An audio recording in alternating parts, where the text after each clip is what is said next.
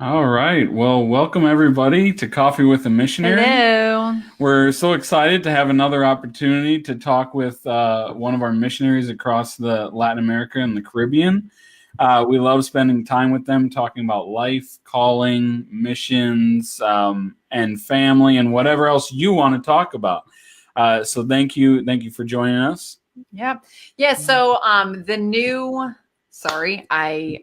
So if you missed the last one, we on our last video we talked with the area directors of a few different areas of LAC. We want to encourage you. You can under the LAC World Missions page on videos.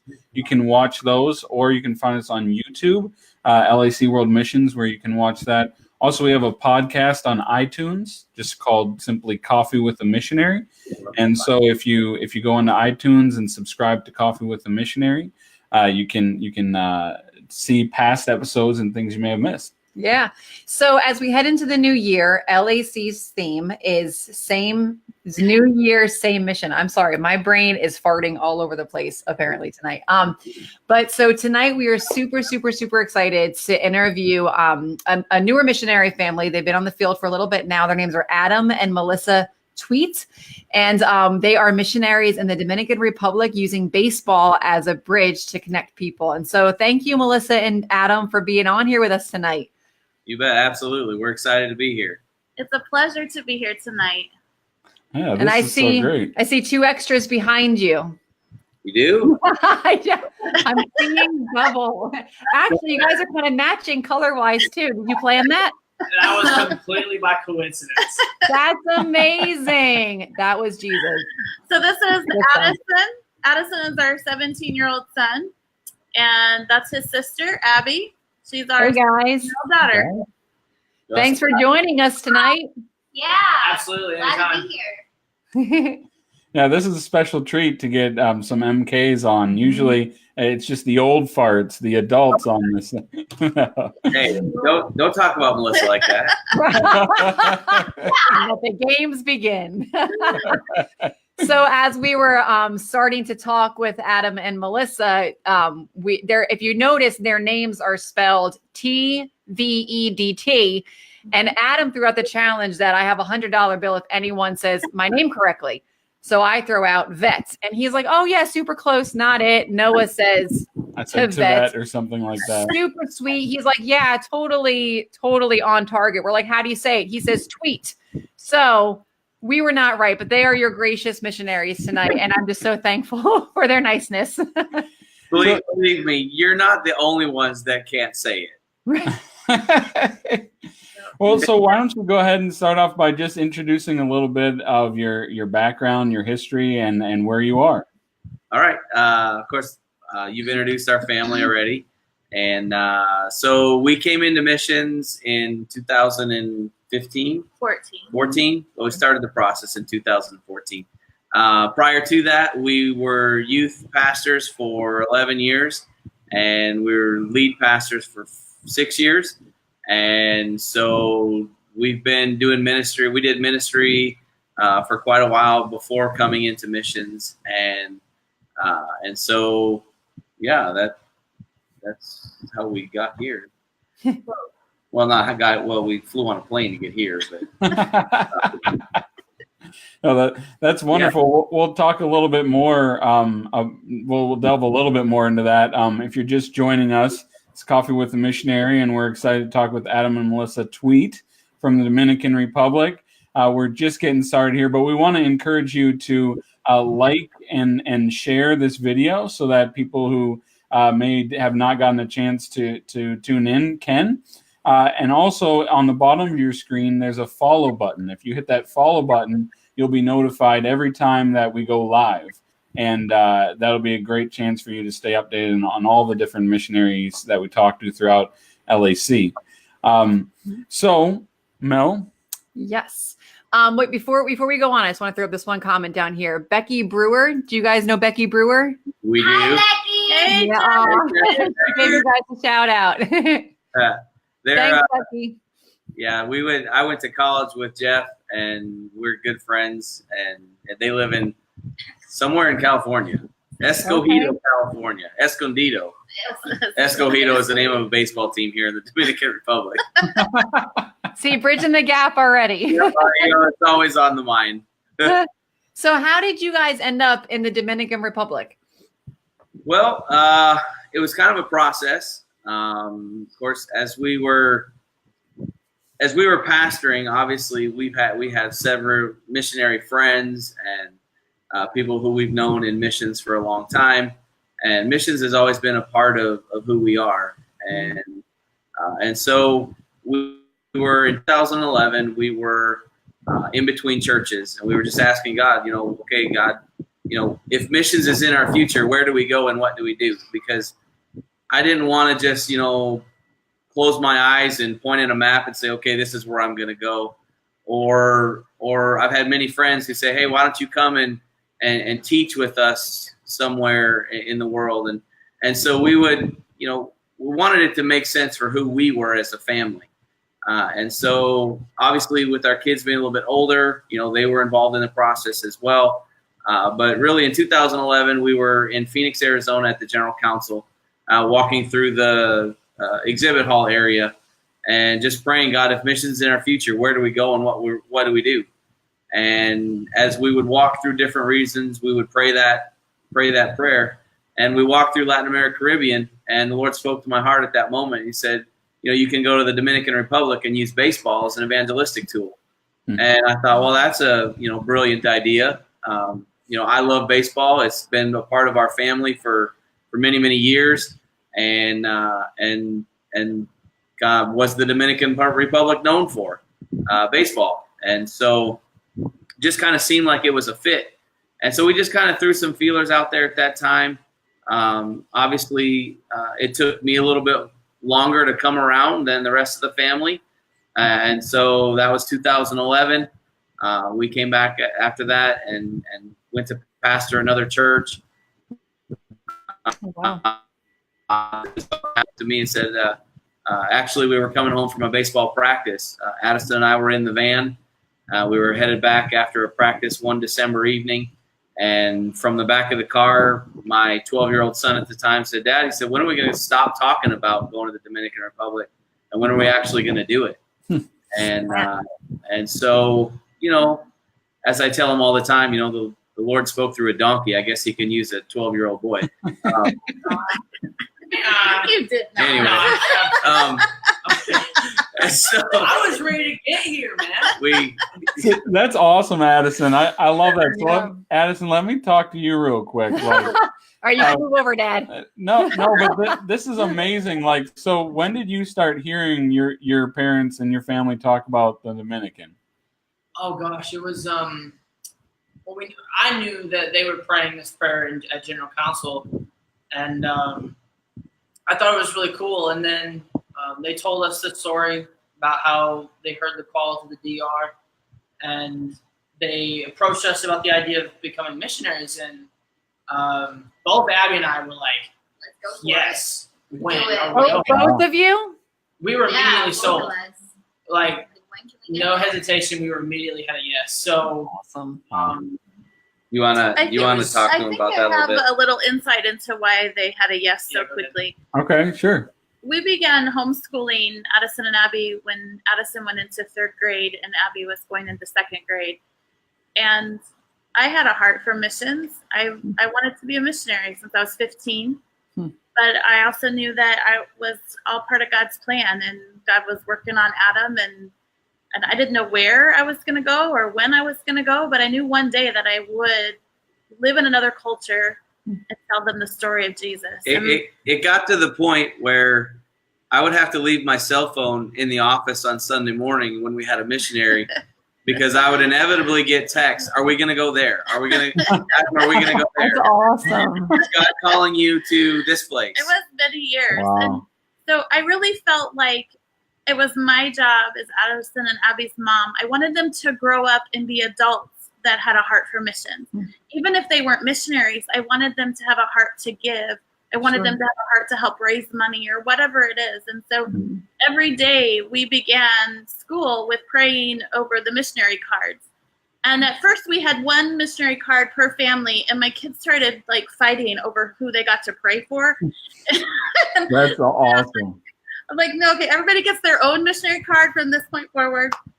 And so we went through a book, and we talked about different regions of the world and what it was like to be a missionary in those countries and how difficult it is to be a Christian. And so I really feel like since they were young, the Lord was setting them up to say yes when it was time. Yeah. And it wasn't really my intentions necessarily for them to say yes as a family, because I didn't know for sure what God had planned, but it was my intentions that they would grow up to be adults that had a heart for missions, and that they would be active either in going or giving or something of that nature. Yeah. Wow. Yeah, that's so awesome. If you're just joining us, we want to say hi to everyone who is tuning in live. Want to say hi to Darren White. He watches many videos, and so we want to say hi, Darren. Thanks for tuning in. And if you are just joining in, we just want to encourage you to hit like or share on this video. Let your friends and your network know about this video. And we want to encourage you to hit the follow button on the bottom of your screen, which lets you get notified for live videos. But we're here with the Tweet family. They're in the Dominican. And I have a question. And my wife has a question. See, I told you, we just hit each other. We need to, communicate something. There you go. No, I'm just fascinated by this whole thing because, you guys were in ministry. So when you got married, you obviously knew, Melissa, that you wanted to go into missions. You were in full-time ministry, leading past all this. At any point, Melissa, did you feel, I don't know if anxious is the right word, or did you have like a piece about you that you knew at some point your family together, was going to go into missions, whether or not, but because when you left, the kids, you said, were already like 12, 13 years old, or when that process started. So like, how did you deal with your personal call in the context of following your husband, like all of that? Because I feel like that can speak to a lot of people, guy or girl, in the relationship. That's a good question. It's a really good question. I definitely went through, I don't know, phases or patterns or seasons where it would be very difficult. When am I ever going to go? I remember at one point, it was close to 2011 before he actually spoke a country to us, that I actually just was like, Lord, it just hurts too bad. Why can't you just take the burden away if you're not going to send me? Yeah. And, and then he would remind me that just trust him and that he was working on Adam's heart. And so it felt like the more I talked to Adam about it, the more frustrated I got. So I just began to talk to the Lord about it and pray about it and kind of release it to him. And I knew that he spoke to me. I knew that it was real, but I also knew that Adam was who I was going to do life with and marry, and he was my perfect mate. So it was just a matter of time and patience and a lot of prayer and a lot of text messages. Are you sure we're not going to? I love that. I love that you had to leave your phone in your office. It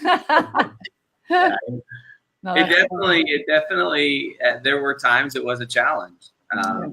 Knowing that, God had called us to ministry, and knowing that, my view of missions was, at the time when we first started, was, hey, I love missions as long as you go. I will do anything I can to get you wherever you want to go. Just don't ask me to do it. Yeah. And it was a process, and it really was. Well, you went on three short-term trips. Yeah. And the one trip that was pretty specific was a 3-day trip to Haiti. And at the end of the trip, they went up to the top of the mountain to pray over the city. And the leader of the trip said, if you turn around behind you on the other side of the lake is the Dominican Republic. And Adam had a moment right there where the Lord softly spoke to him and said, one day you're going to live there. This was after 2011. Yeah. So it was all definitely a process for Adam. And, the part of the process was for me too. There was a lot of learning and growing, and we had a lot of experiences through ministry that prepared us for where we are today. Yes. And I have to trust him to walk through those things. God doesn't waste any of that. Absolutely. Right. That's so cool. It's exciting. And we want to talk to you a little bit more about what you're doing in the Dominican. We do want to say, if you just joined us, we're putting up a poll here. And in this poll, we are going to ask you, what is your favorite sport? Okay. And it looks like we lost the Tweet family, but they'll be back. We're asking you, what is your favorite sport? And you can click on the answer there. We'll leave that poll up. And then at the end, we're going to ask the Tweet family, we're going to ask them a series of trivia questions based on whichever sport gets the highest score. Ooh, so make sure you all pick ones that's not baseball, because I think that's what they're best at. Yes, they're into baseball. Right now, we're waiting to get them back. But while we're waiting, why don't you just comment where you're watching from? We'd love to hear from you. And we'd love to talk a little bit more. Have you join the conversation? Yeah, and shoot out any questions. You know, we've been talking with the Tweet family about the difficulties of one person feeling called to missions, the other one, you know, somewhat feeling a little bit more resistant while caring, not wanting to go, and maybe share some of your experiences with that, how God has led you through that process. Maybe you're feeling called, and yeah, that's wonderful. We're scrolling through some pictures here of the Tweet family, and I think we got them back here. Let's get you guys. All right, back everybody, in don't tell them what we just told them. All right, it's a secret, so don't say any of it out loud. Hey guys, welcome back. How you doing? We're back. We're back. Oh, that's awesome. So I don't know what happened, but we're glad to have you back. I don't know You what happened actually either. just said something we 100% disagreed with, so that was just a little buffering time. Clear the air. So we want to talk to you guys a little bit about your favorite sport.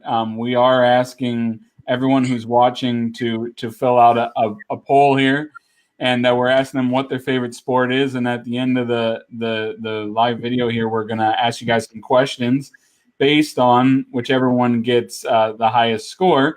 But you guys have a favorite sport, and so why don't you tell us a little bit about that and how God's using that? Oh, yes. All my baseball friends need to know baseball. Baseball. Both of you guys like baseball, like the mostest? Yes. You're not like just going to get in trouble if you say a different answer? No. Got to hold a family figure together. And we all love the Atlanta Braves, and then we came to the Dominican Republic, and now we are a house divided. Oh, no. Well, okay. Yeah. So in the Dominican Republic, obviously, you know, there's 6 pro teams here in the DR. Okay. And the very first question that almost every Dominican will ask you is, who's your favorite team? And and they're not referring to Major League. Yeah, they're not referring to Major League Baseball. Right. So you have to pick your team. And both of my children chose wrongly. No, you chose correctly. And Melissa's team actually won the championship, is playing for the championship this year. And Dad's team lost last night. I chose. Oh, no. You seem a little too happy, Abby. Yeah. It's because my team beat them in the final game of the. Yeah. So anyway, Wow. Yes, we all love baseball. Yes, we do. Now, in the Dominican, do girls play baseball or softball? They start out playing baseball, and then there's some softball things that happen for them. Okay. But if they had to choose, most of them will choose baseball. Okay. They have a team. They root and cheer, and they love it. Everybody loves it. Very passionate about their baseball. Yeah. Wow. I have a feeling I'm going to be bowing out of the next few conversations. I'm the most athletically impaired and do not care person there is about sports. But but what we do care about is your ministry, and so how does baseball tie into what you feel is your mission in Dominican Republic? Well, obviously, as previous pastors, we have a heart. Our heart is for the local church and for the pastor and for his community. And so our heart is to use something that the community loves to connect them back to the church, connect them with the church. And so our goal is to partner with the local church to reach into their community using baseball, basketball, volleyball, whatever it is that that particular community uses the most. Yeah. So that's kind of our idea, is to use it as a tool to reach the communities, the people around, to draw people in, so that the church can be the front, be the face of whatever whatever evangelistic outreach we're doing, and the people that come don't see the missionary who's doing it. They see the local church as the one who is putting this on for their community, whether it's a VBS, or it's a sports camp, or it's just a one-day thing of evangelistic outreach. The local church is the one that's in the front leading it with our help behind them, so that the community sees them as the one who's reaching them, not the missionary. And so that's kind of the bridge. I think Melissa said it the best. We believe that the local church is the lighthouse in that community, and so we want them to be the ones who are. We want to champion them. Yeah. And by doing that, just thinking outside the box. Not doing missions as normal missions is thought of. Maybe standing outside on the street corner, or all of which are good things, but we just want to try a different path, maybe a different approach to bringing people into the church. And, many years in the past, baseball has been kind of a taboo type thing within the local church here, but it's now being more accepted, and, they're utilizing different avenues to reach the people that are around them. And so, yeah. So you guys have been in the Dominican for 1.5 years now, right? Yes. So have you been, I feel like as outsiders looking in, you can be like, you've been there for 1.5 years. Tell us everything that has happened. But on the field, it's like 1.5 years goes by very quickly, and sometimes you don't see a lot of fruit yet. So what has been your experience with being there for 1.5 years? Have you been able to actually see like fruit from it? Do you know it's coming? Like, what has been your experience with it, basically? Our experience so far is that we purposefully began to do things very slowly. We wanted to build relationships and to begin to really construct the ministry from the foundation up. Okay. And so in doing that, obviously you have to lay a good foundation. That picture there scares me. It's like Atlanta traffic and LA traffic. I have to get saved every time I come home from that. But well, it keeps you an honest man.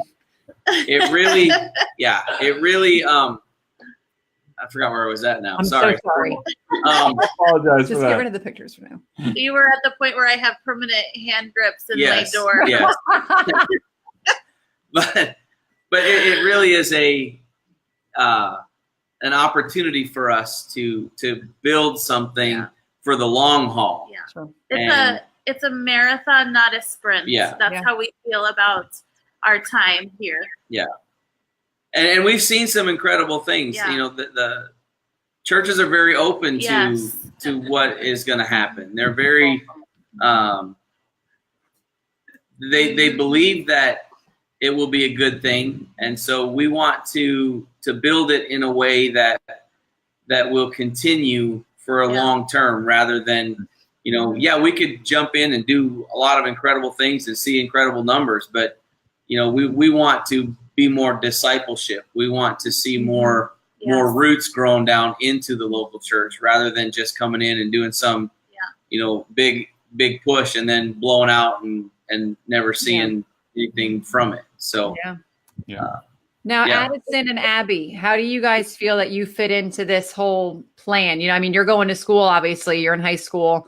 We are homeschooled. Okay. So So we,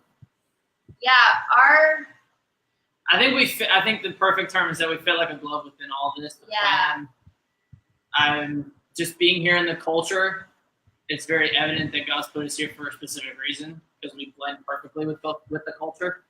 That's awesome. Other than your blonde hair doesn't blend. Other than your looks, my heart is completely Dominican. Yeah, for sure. So Yeah, I think we fit perfectly here. Growing up, we always went to Addison's baseball games, and so like when he would be playing, I would be on the sidelines taking care of the siblings. Okay. And so that's what I love doing here. Is I love loving on the babies and the children. To play still baseball, kind of, sort of, but yet it's just loving on the little ones, on all the babies. Is like my heart. I love doing that. Oh, that's so cool. It really is a family affair. And I think that's awesome to see too, that, I don't know, your kids are involved. They want to be involved. You guys are good at getting them involved. Like it just all works out. Yeah. Perfectly. Just like God does it. Yeah. Which is awesome. Right. And if you're just joining us on this live video, we're so grateful that you joined Coffee with the Missionary. We're talking live with the Tweet family in Dominican Republic. The Tweet family. And their kids, Addie and Abby, in the back there. And we're so excited. We want to encourage you to like or share this video. Let others know about it. We also want to highlight some comments that we've got here. So we want to say to Ava Barlow, who said, God bless. Thank you, Ava. And we also have Amin Florentino. Who said,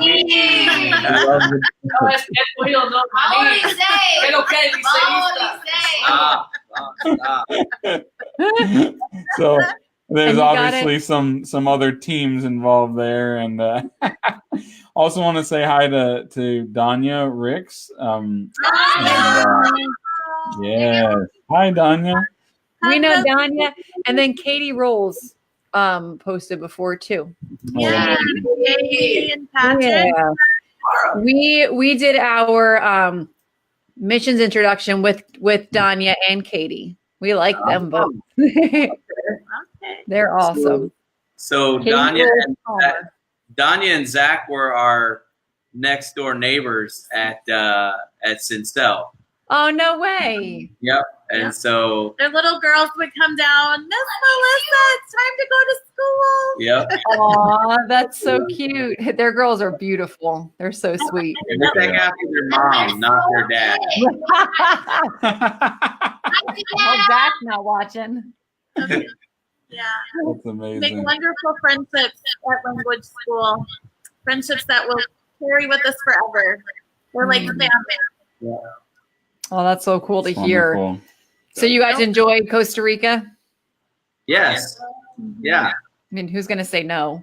Yeah, Right. Costa Rica, for crying out loud. But how do you guys feel like your handle on Spanish is? Say that again. Sorry. How do you feel that your handle on Spanish is? Okay. So going to Costa Rica learning Spanish is very different than coming to the Dominican Republic to learn Spanish. Yes. Was it helpful? Different worlds. Or yes. Yeah. Very helpful. Okay. Yeah. Costa Rica Spanish, they speak very slowly and very clearly. And so it was a great place to get a good foundation. Sure. So when we arrived in the Dominican Republic, we had like a start, like we thought we did. And We then felt like we knew what we were going to do. And then they started talking, and we're like, what language are you speaking? Because the Dominicans speak very fast, and they do change the words. And so we've had to make some adjustments. And Yes. learning Spanish at our age is a process, and that's what we remind everyone. It's a process, and we're getting there. There are days. Sorry. It's like standing in front of a fire hose trying to take a drink. Yeah. Like, Wait, Addison, what do you have to say in the back there? I was just gonna say that there are days where it just clicks, you get it, and then there are days just like, what on earth are you trying to tell me? yes. the shirt is red, man. That's it. The shirt is red. I got it. You could be saying "como estás" and you just cannot get know. that. No. So, but but most universe, I mean, it's like slow down, just a little, slow down. And then, So, but my parents became missionaries. They were in their 40s and I was 16. So I understand a little bit on that end. Okay. But I used to tell people, I have a hearing problem. Can you say it again? Actually, they spoke a lot slower and a lot louder. And I could finally, by the second or third time, I'm like, oh, okay, thank you. But it that's worked. good. that's a great idea. I might Yeah. have to steal that. It worked. We have the Dominican people are very gracious and very kind, and our friends do slow down for us, and then there's a lot of people that are trying to learn English, and so like you help me with my English, and I'll help you with your Spanish, Yeah. and that sometimes is even more difficult because my brain doesn't want to switch back and forth like that. I'm like, It's hard. You gotta get in that groove, probably, right? yeah, At 29, that's hard to do, right, Melissa? right. Exactly. Well, we have a question from Bob, and I apologize on the last name, Chiazzo.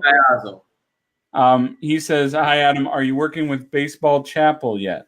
Bob, I'm trying, but I can't seem to get connect with Bill. So the Dominican, it's called Baseball Chapel, and they work chaplains. It's like being a baseball chaplain, and so I'm trying to get connected with the local guy that runs the Baseball Chapel here, and he lives in San Pedro de Macorís, which is other side, and so we're in the process of getting that together. At this point, he doesn't have any open positions, and so we're just trying to build that relationship still. So, Bob, if you could help me out, I'd love a little bit of help with that. And why don't you share a little bit? So, describe a little bit more in detail. What is Baseball Chapel? So, the Baseball Chapel is basically a chaplain to the baseball academies that are here. Every Major League Baseball team has a presence here in the Dominican Republic. Wow. Many of them have their own academy, and so they'll bring boys in from as early as ages 12, 13, 14 years old, and begin to prepare them. Obviously, they've been identified by a scout or some kind in a Major League team, and so they'll begin to prepare them. They'll go to school all day. They'll practice during the day and go from there. And then so they just have a chaplain that'll go in and do a service of some kind. And so we're trying to get connected with that as well. And Bob does that. He's a missionary in Nicaragua, and he does the baseball chapels up there in Nicaragua. Wow, that sounds like an awesome opportunity. We'll definitely make sure at the end to pray for that. Yeah. That'd be cool. We have another question from Darren White. He says, "Do you listen to worship music by Christine DeClario?" No, but that's a great idea. Do we? Oh, my children are saying we do. All right, Addie, Abby, what you got a yes on that? Yeah, we do. Yeah, I just any listen to the song? music that's usually played. So I'm not sure of the artist. I have a favorite song. Okay. But that's good to know. For Yeah. a favorite Spanish worship song, because I'm not too familiar with the artist that this gentleman is mentioned. For my favorite Spanish worship song, I would say anything from Elevation's Spanish album. Mm-hmm. Elevation's Spanish album is amazing. That It is. that's probably my favorite. Yeah, wonderful. Yeah, that's an awesome album. We also have Riley Morris, who says hi. Hey, Riley. Hey, Riley, Oh, hey. Tennessee. She's one of our pastor's daughters in Tennessee. Oh, cool. That's awesome. Thanks for watching, Riley. So I do have another question. Just as I'm, thinking about everything you guys are doing, and I don't know, what has been one of the toughest things that you've had to kind of navigate since being there, in Dominican specifically? Other than traffic, or And traffic. like we were warned how bad the traffic was here, but I don't think we were really prepared for it. Is it really that bad? Yeah, Yeah. it is. So we play Dodge the Taxi every day. Oh man. Known as Dodge Death. Yeah, I'm not sure exactly why, but I don't know. I think if you ever face culture shock, it's probably in that moment when we're riding in the car, and we just have to constantly remind ourselves. You know, as Americans, you know, you're taught the rules of the road. You have to stay between the white lines. You have to, you know, it's very. This is how you do it, and if you're, and you know, everybody's got their thing. For me, it's the traffic. It's just like, it makes you pray more. How much do you have to drive per day? Would you say? How much do you have to go into it? It depends. It varies depending on what's going on for the day. You know. We try to leave our house at a certain time after the morning traffic, and then we try to be home before 4 or 5 so that we're not sitting in the traffic to get home.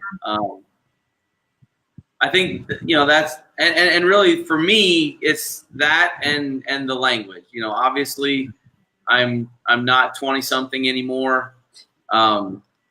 I barely mastered English when I was in the States, and so learning Spanish was difficult. And then coming here, where they don't open their mouth when they talk sometimes, and I don't hear very well, like you said, and so it's hard to understand sometimes, and so I get frustrated with I should be speaking more, I should be hearing better, I should be doing this. And so that's been the biggest challenge is we always want to do more.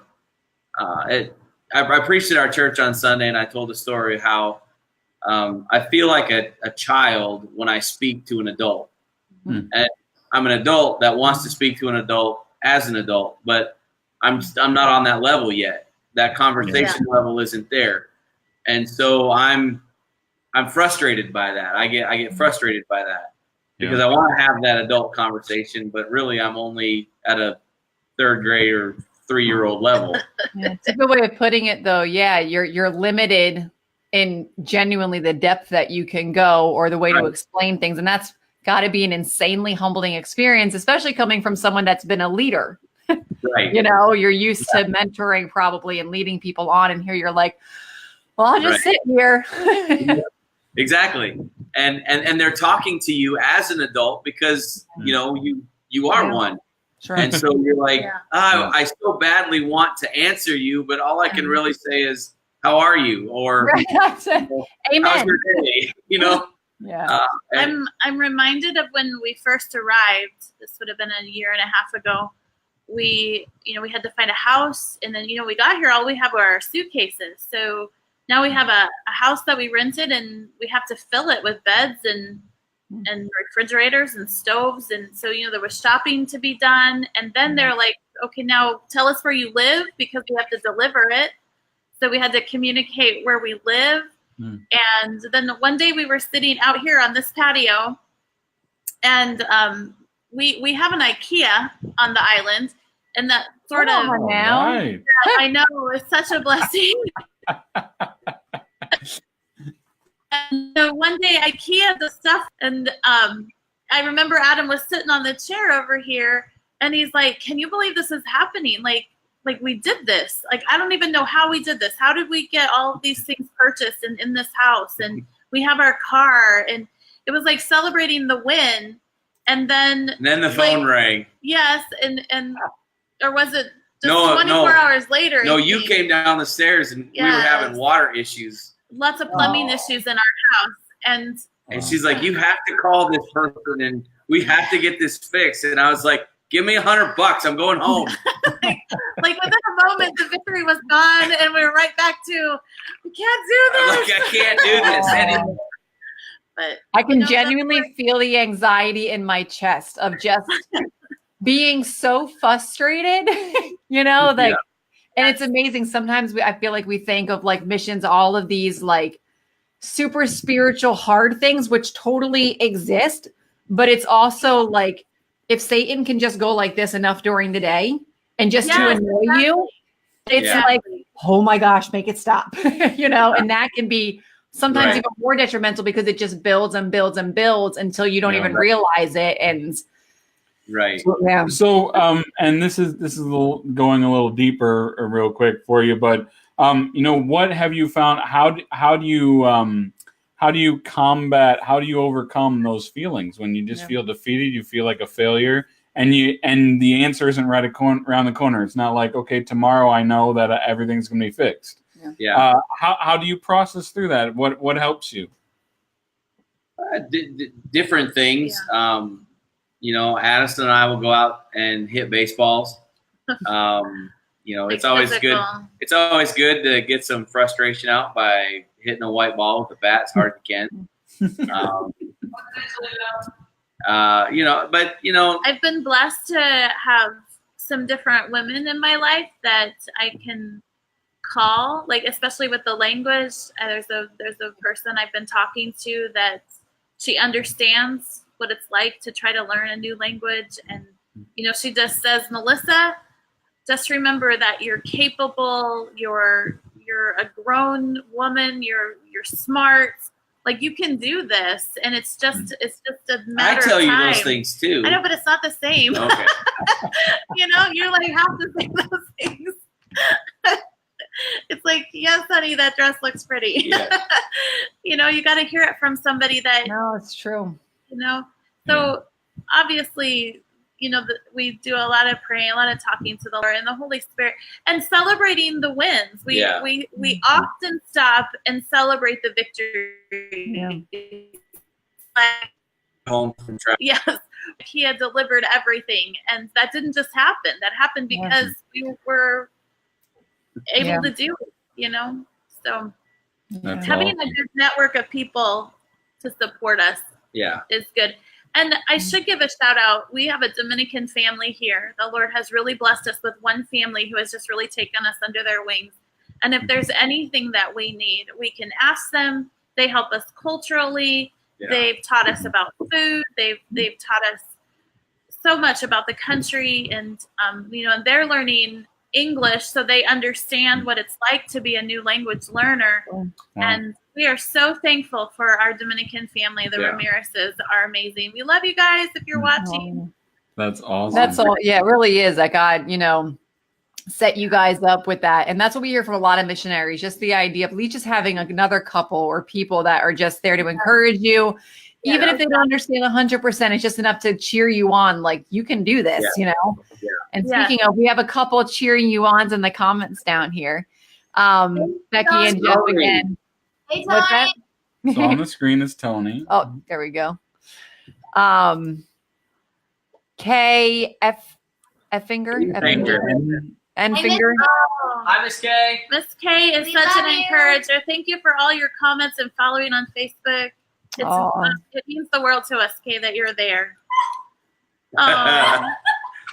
Yes, it does take courage. What are you giggling about back there, girl? We can hear you. We can see you. No. I want to tell the story. Make it quick. All right. Make it quick. So, for example, last Sunday, my dad's preaching, and he's doing fantastic. And all of a sudden, he's preaching, being powerful man of God, and then all of a sudden, he says the word courage, but his mouth or his voice cracks. So he goes, courage! Oh man! All right, you guys owe. Talk about a humbling experience. So you owe him a steak dinner for that one. Then we have Debbie Martinez says you're smart and you can Debbie do is it. a missionary here in the Dominican Republic. Thank you that's awesome. for your encouragement, Debbie. We love you guys. Gwen tweet. Grandma. Hi, Grandma. Aw. I think Grandma misses your faces. Yes, And- able to FaceTime with mom and dad too. Yes, that is so true. Yeah. Roman says awesome guys from Antigua. Havilah Roman is in Antigua. Really? So Really? that's wonderful. So we promised everyone that we were going to throw up this poll on what is your favorite sport, and whichever sport won, we would ask you guys some questions on it. So it looks like we have 60%. We have that baseball did in fact win. Come on. Football and soccer got some love there, but ultimately they're throwing you bones. To us. Baseball got the win. So we have some questions, and I would imagine that you guys know the answers to these ones, okay? Wow. But why don't we do this? Why don't we ask one question to each family member? Ooh, I like that. Okay.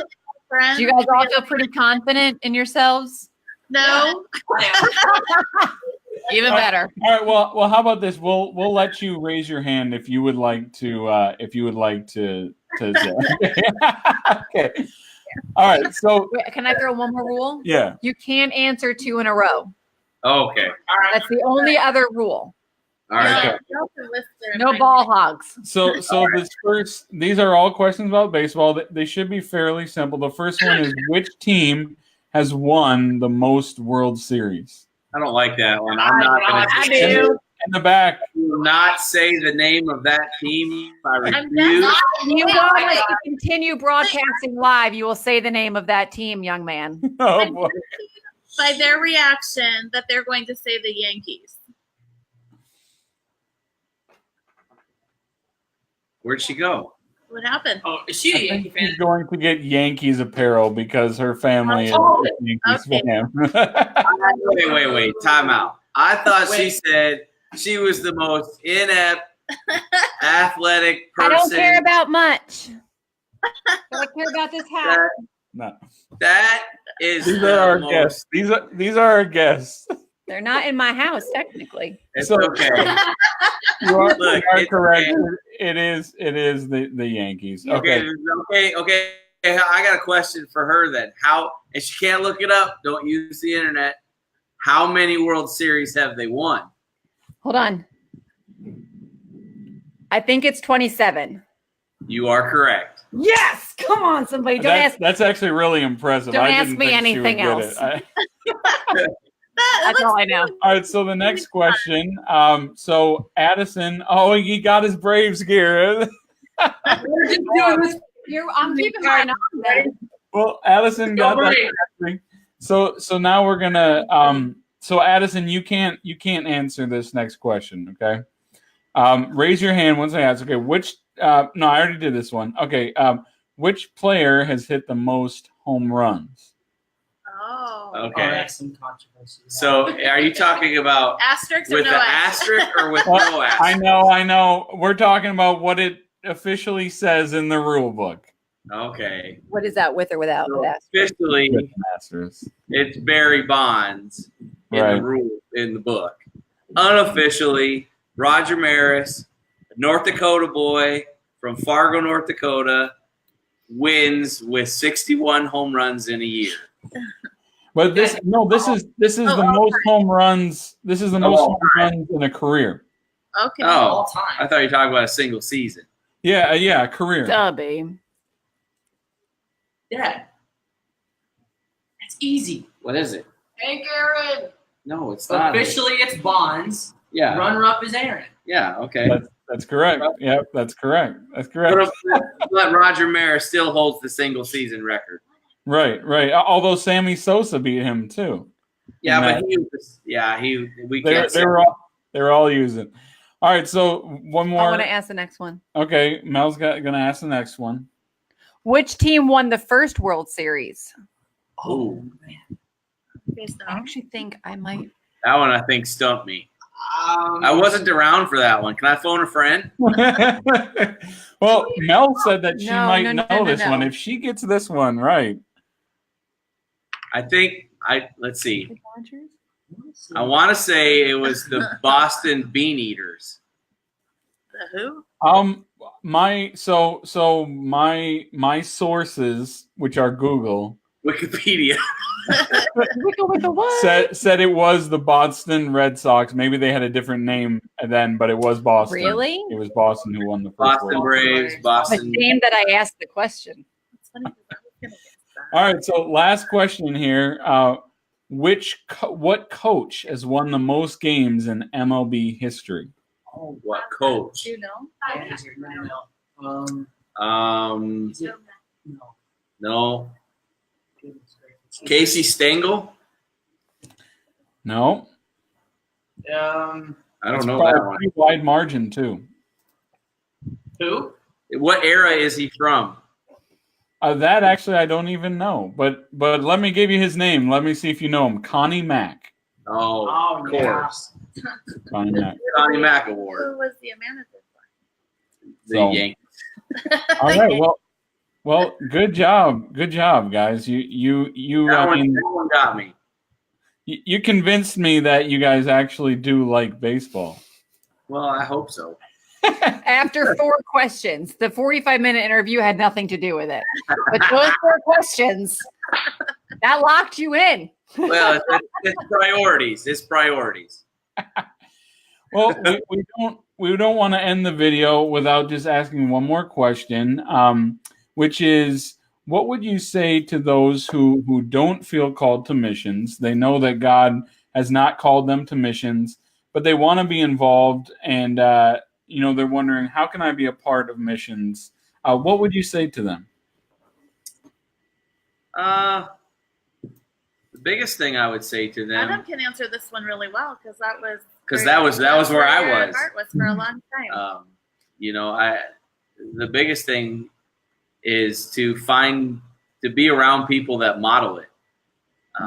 Whether it's giving, whether it's praying.